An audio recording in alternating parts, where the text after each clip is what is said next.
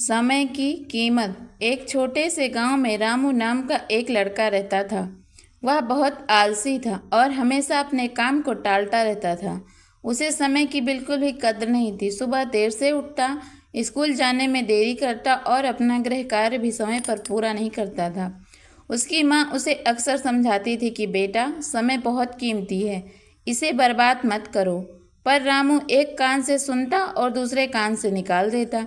एक दिन गांव में एक प्रसिद्ध संत आए। लोग अपनी समस्याओं को लेकर उनके पास जा रहे थे। रामू की माँ भी उसे संत के पास ले गई और उनकी सारी समस्या बताई। संत ने रामू को देखा और मुस्कुराकर एक खाली रेत घड़ी उसके हाथ में दी। उन्होंने कहा, बेटा, यह रेत घड़ी तुम्हारे जीवन की तरह है।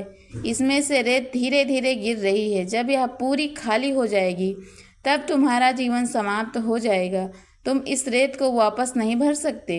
रामू ने रेत घड़ी को ध्यान से देखा। सचमुच उसमें से रेत के कण लगातार गिर रहे थे।